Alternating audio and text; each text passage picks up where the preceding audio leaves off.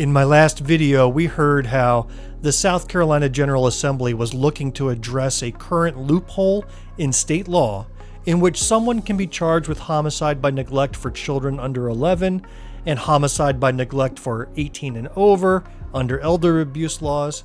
But between the ages of 11 to 17, there's nothing. Go back and watch it if you haven't seen it already. A law looking to close that loophole sounds like a slam dunk, right? But I really appreciate those lawmakers who take the time to examine possible unintended consequences that a seemingly common sense piece of legislation purports to do.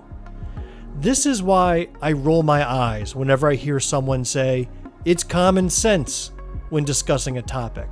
Nothing, when it comes to laws that apply to everyone, should be treated as common sense.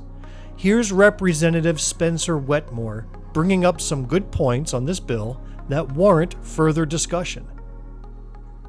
Representative Wetmore, I think you have something you'd like to say. Well, so this isn't, not necessarily a question, but just if we're ready for discussion, I do have some thoughts and questions, and it may be appropriate to even hold off and have an opportunity to discuss these in more detail. But I do have some concerns about going all the way up to 18.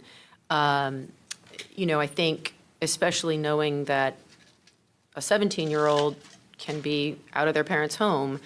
And so what I worry about is, so for example, the definition of harm includes abandoning the child, resulting in the child's death. Well, so what happens when a 16-year-old or 17-year-old moves out and overdoses? Is that considered homicide by child abuse? So what I'd love to discuss with y'all, if the committee would consider delaying this bill one more week, I guess I just have some concerns.